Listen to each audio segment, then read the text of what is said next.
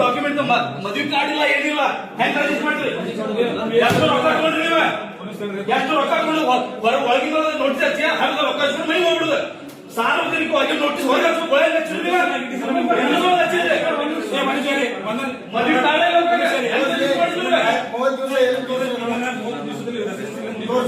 ಅಷ್ಟು ಡಾಕ್ಯುಮೆಂಟ್ ಬೇಕು ನೀವು ಮ್ಯಾರೇಜ್ ರಿಜಿಸ್ಟರ್ ಮಾಡಕ್ಕೆ.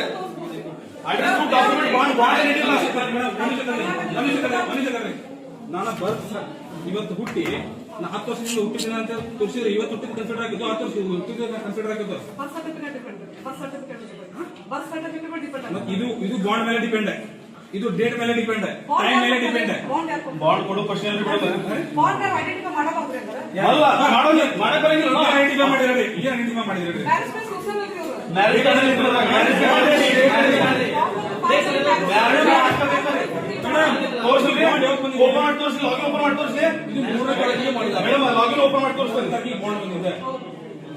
ಕನ್ಸಿಡರ್ 3ನೇ ತಾರೀಕು 3/9/50 ಸಿಟಿಜನ್ ಆಗಿನ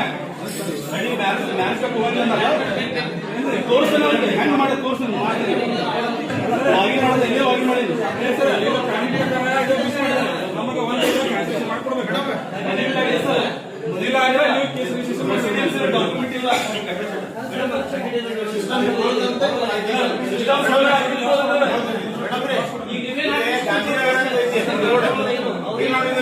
ಧಾರವಾಡ ಅಡ್ರೆಸ್ ಇದು ಮಾಡಿರಲ್ಲ ಎಲ್ಲ ಫೇಕ್ ಡಾಕ್ಯುಮೆಂಟ್. ಇವ್ರು ಫೇಕ್ ಅದಾರ ಅಲ್ಲ ಏನೋ ನೋಟಿಸ್ ಹೊರಗೆ ಹಚ್ಚಾರ ಅಂದ್ರೆ ಇವ್ರು ಫೇಕ್ ಅದಾರ.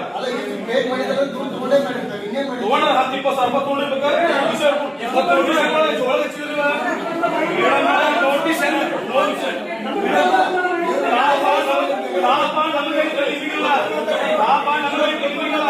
ನೋಟಿಸ್ ಹೆಂಗ್ ಒಳಗೆ ಹಚ್ಚಿದ್ರಿ? ನೋಟಿಸ್ ನೋಟಿಸ್ ಮಾಡ್ಕೊಂಡು ಹೋಗ್ತೀವಿ. ಮ್ಯಾರೇಜ್ ಕಾರ್ಡ್ ತೋರಿಸ್ರಿ, ಮ್ಯಾರೇಜ್ ಕಾರ್ಡ್ ತೋರಿಸಿಲ್ಲ ಇಲ್ಲ ಮೇಡಮ್